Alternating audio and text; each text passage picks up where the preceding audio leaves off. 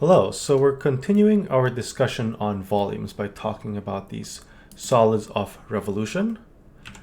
And to start us off, let's think about how to compute the volume of a cone with a circular base of radius r and a height of h.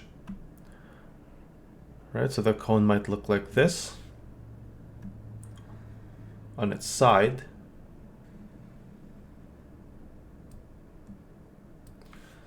And so the base is a circle,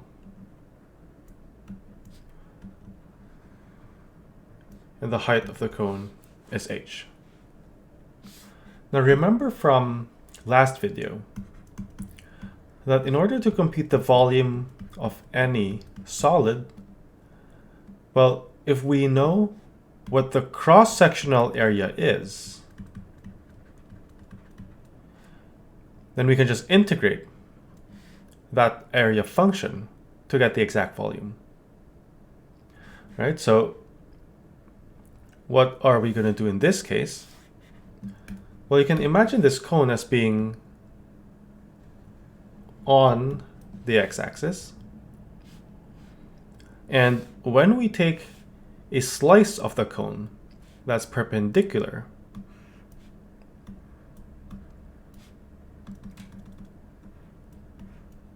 to the x-axis, well, what cross-section are we going to get? Well, it's a circular cone, right? So cross-sections here are going to be circles as well. And so really what we want to compute here is for any given x coordinate, where if I assume this is x equals 0, which is the y-axis. This is the x-axis, which means this point here is h comma 0.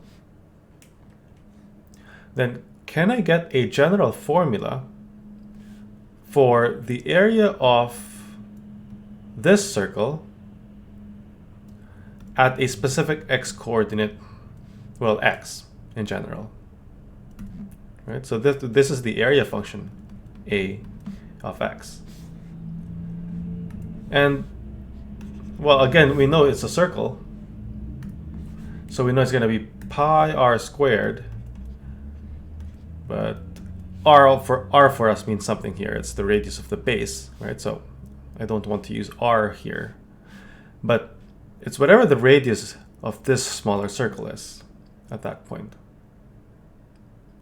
And what that means is, essentially, we just need to know whatever the y-coordinate is of this point in order to get this radius. And, well, to get the y-coordinate of that point, that means I just need to get the function formula for this line up here on top. Well, this line passes through the points h0 and 0r.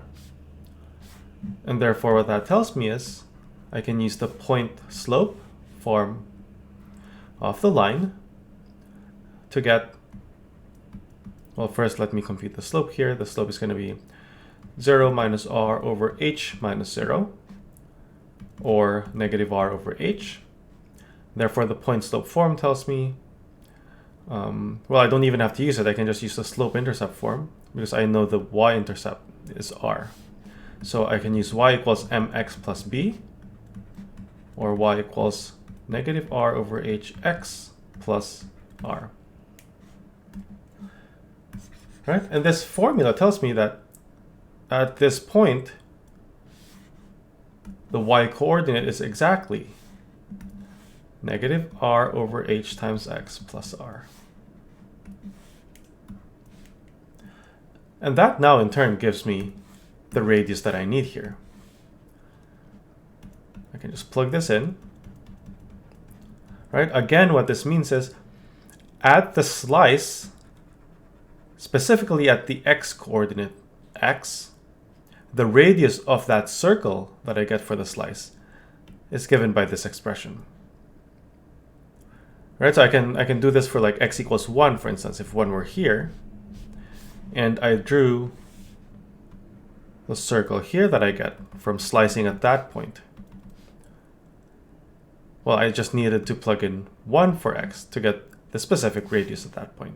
Right? So that's what this means. It's a general function that tells you for any x in between 0 and h, can you give me the area of that slice?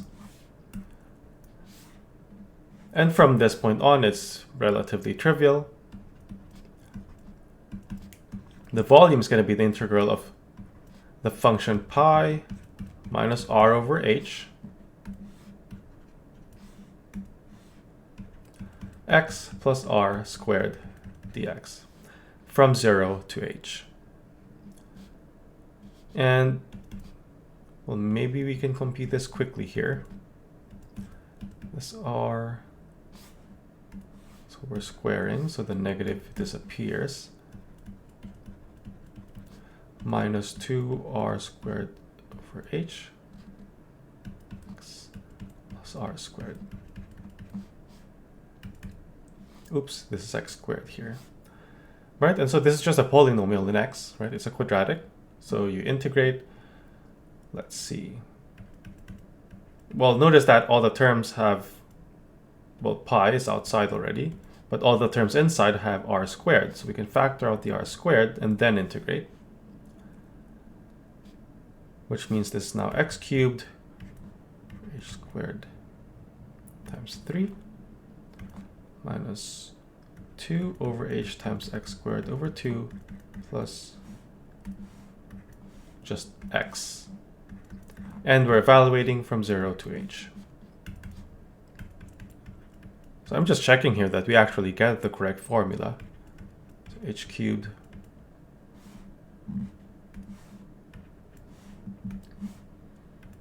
if you've been doing this along with me, you might have already completed your computation. Right, so that's h, h, and h. And this is actually minus h plus h. So these two terms cancel. And we're just left with pi r squared times 1/3 h. And indeed, this is the correct formula for the volume of a circular cone with radius r and height h. Now what we just did here was to compute the volume of what we call a solid of revolution. And why it's called a solid of revolution is because it was obtained by rotating a region in the plane around the straight line. Right? So you can think of this figure as starting with the function y equals negative r over h times x plus r. And instead of me telling you that here's a circular cone, compute its volume, I could have said, start with this equation, get the triangular region formed by this equation in the first quadrant, then rotate that region around the x-axis to get your solid. Right? And I can show you what that looks like here. Right? So the line here is this line minus r over h times x plus r. So I just rotate it around the x-axis and I get my circular cone. Right? And cross sections there will be circles. Right? No matter where you slice it, as long as you're slicing perpendicular to the axis.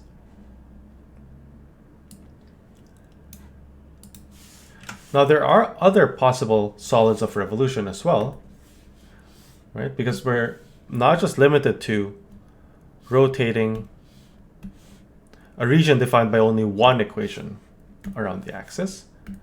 I mean, I could start with a region that looks like this, for instance. Curve of f of x, curve of g of x. And now what will I get if I rotate this around the x-axis? I guess I'm kind of giving myself a hard time here with the drawing, but what's going to happen is this is going to be like reflected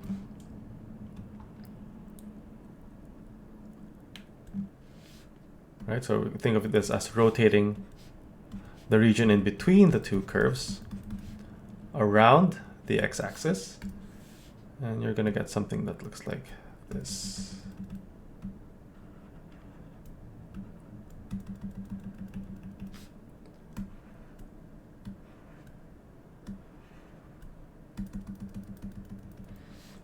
Right, so it's kind of like a, I don't know what it's like, but it has a hole. I guess I could have showed you using this anyway, so maybe let's try some other functions here.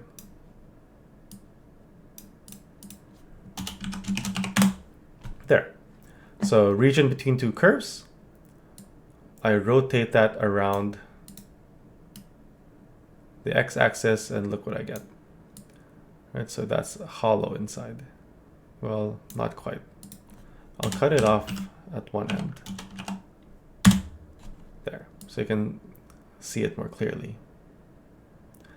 And in this example, your slice will not just be a circle, right? It's going to be a circle with a circular hole in the center for that region that was not included.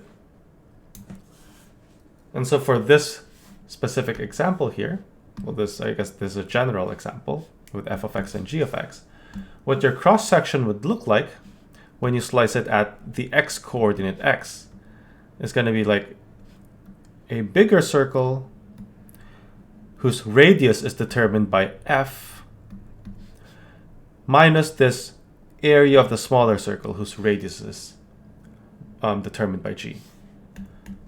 Therefore, your cross-sectional area here is going to be what we call a washer. And looking at it from this perspective, it's going to look like this, where this is the area we're considering, right? And therefore, a of x there is going to be the difference of the area of the bigger circle, which again is determined by f of x as the radius.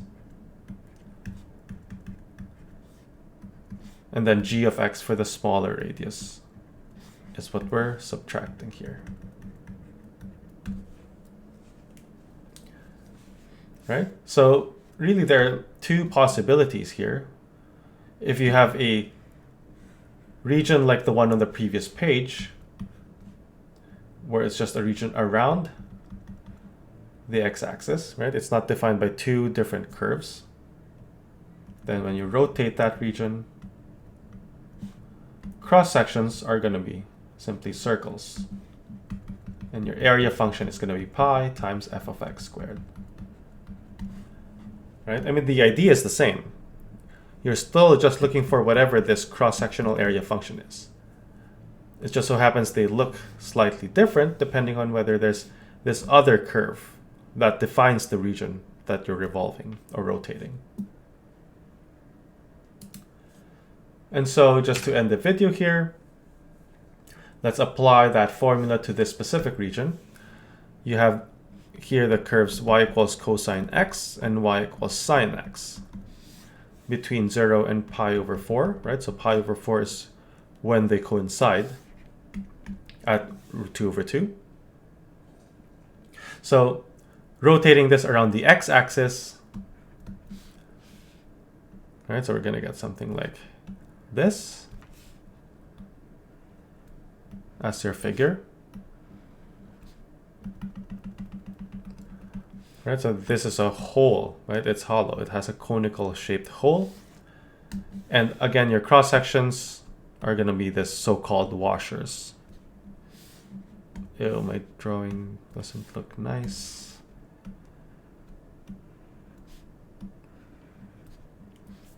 Oh, what am I doing? I have this applet here. I can just show you here. Right, so sine x, cosine x between 0 and pi over 4. Right, so that's what the solid looks like.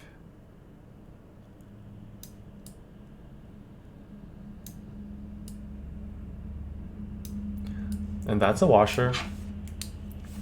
Cross-sectional area function at any x coordinate x from 0 to pi over 4, it's going to be pi cos squared x minus sine squared x, right? Or you can put the pi separate so you can see the areas of the individual circles more clearly. Yeah.